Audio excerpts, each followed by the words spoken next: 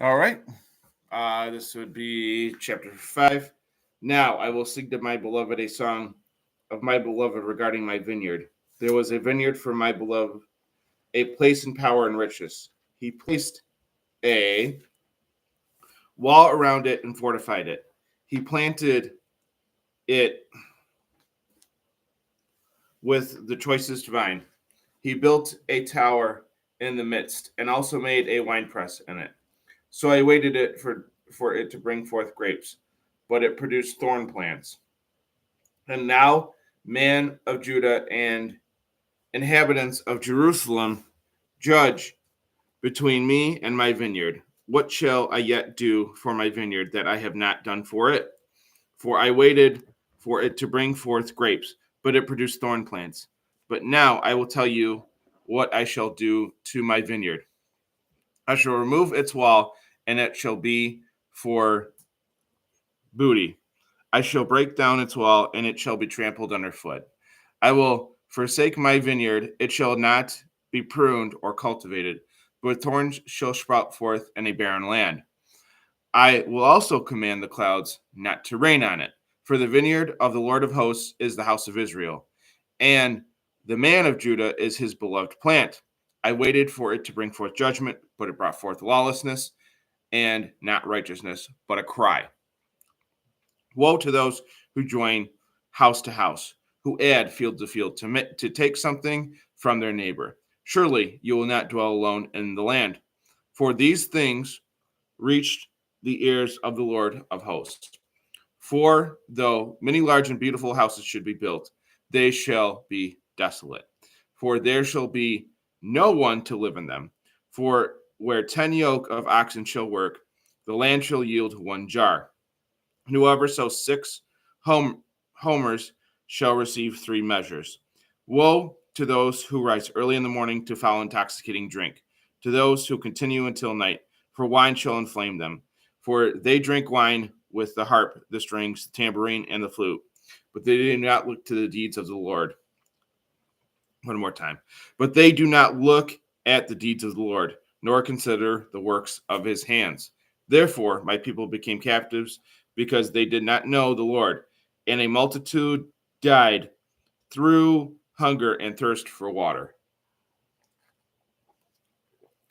Hades enlarged itself and opened its mouth continually. The glorious, the great, the wealthy, and the troublesome shall descend into it.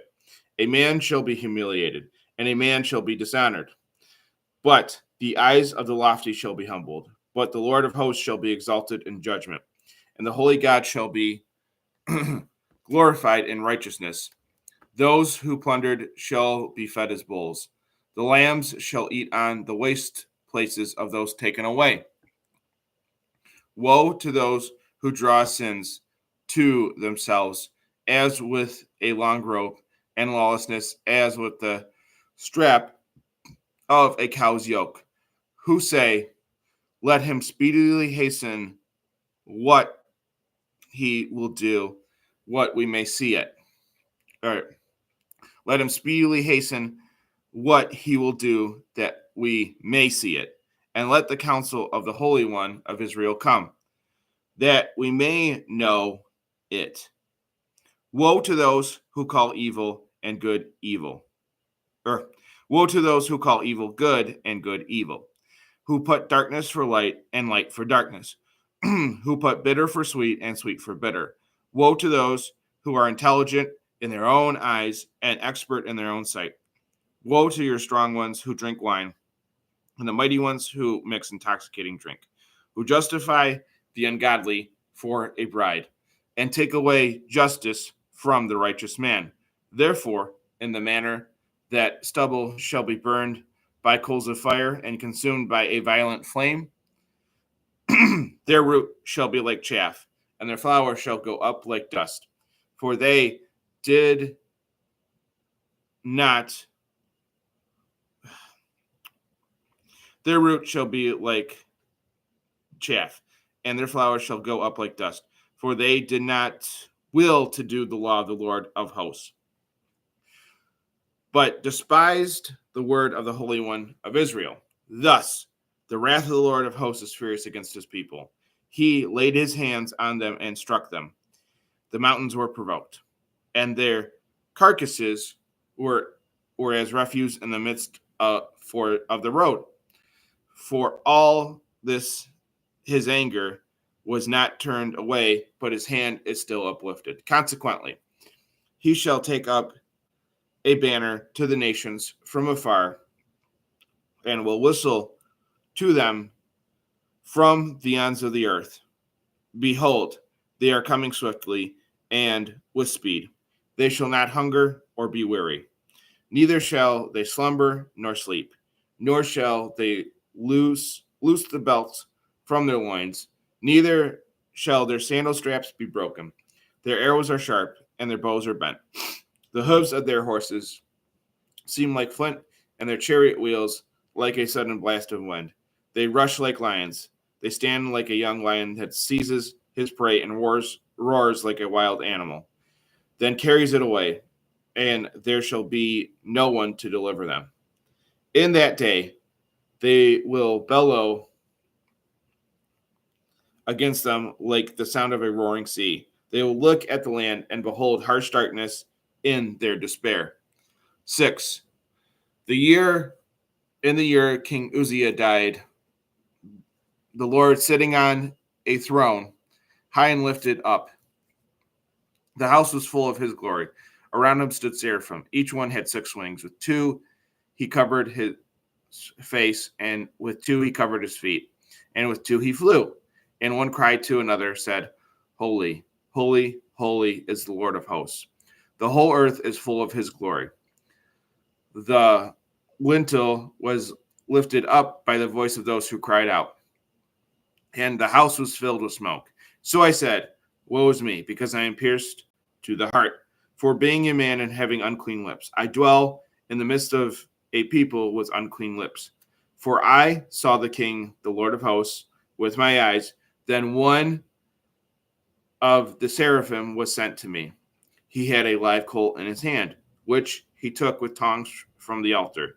He touched my mouth and said, Behold, this has touched your lips. Your lawlessness is taken away, and your sin is cleansed.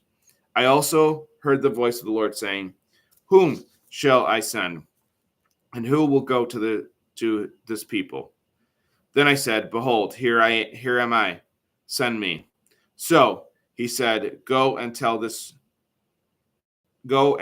people, you shall hear indeed, but not understand, and you shall see indeed, but not perceive. For the heart of this people has become insensitive, and their ears hear with difficulty. They have closed their eyes, lest they should see with their eyes, and hear with their ears, and understand with their heart, and return, and I should heal them. Then I said, Lord, how long? So he answered, Until the cities are laid waste and without inhabitant. The houses are without people, and the Lord shall be left desolate. After this, God will remove the people far away, and those left in the land shall multiply. Yet a tenth shall be left in it, and again it shall be left for plundering, like a terebinth tree, or like an acorn when it falls from its case. That was chapter 6. I forgot to say that. 7. And it came to pass in the days of Ahaz the son of Jotham, the son of Uzziah, king of Judah, there came up Rezin, king of Syria, and Pekah the son of Remaliah, king of Israel, against Jerusalem to war against it. But they could not conquer it. Then it was reported to the house of David, saying, Syria's forces made an agreement with Ephraim. So his soul and the soul of his people was confounded, as a tree of the woods is shaken by the wind. Then the Lord said to Isaiah, Go out now to meet Ahaz. You and Shear Jashub, your son, at the end of the aqueduct from the upper pool, on the highway to Fuller's Field, and say to him, Guard yourself and be silent. Do not fear, neither let your soul be disheartened because of these 2 stubs of smoking firebrands. For when my fierce anger is over, again I shall heal.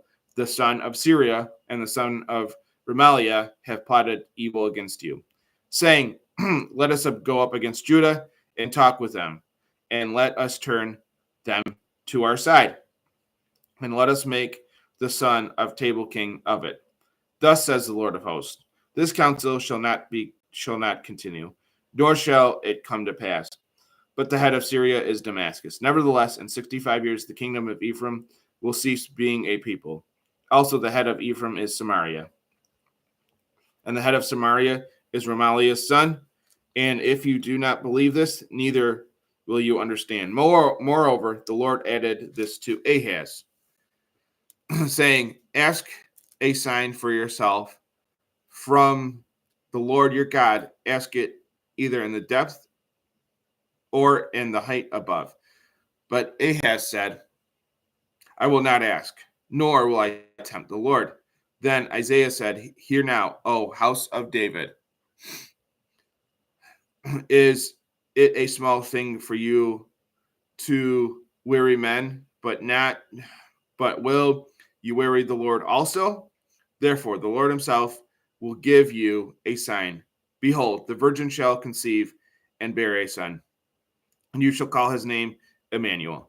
Butter and honey he shall eat before he knows to prefer evil or choose the good. For before the child knows good or evil, he refuses the evil to choose the good.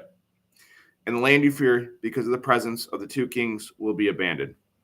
But God will bring the kings of Assyria upon you, your people and your father's house, days that have not yet come, for the days of Ephraim took away from Judah the king of the Assyrians. And it shall come to pass in that day, the Lord will whistle for the fly that rules over the part of the river of Egypt, and for the bee in the land of Assyria. All of them will come and rest in the ravines of the country, in the clefts of the rocks, in the caves, and every crevice and tree. And that day, the Lord will shave with a large and blood-drenched razor belonging to the king of Assyria, beyond the river, the head and the hair of the legs, and will also remove the beard. It shall be in that day, a man will rear a heifer and 2 sheep. So it shall be from the abundance of milk they give. Everyone left in the land will eat butter and honey.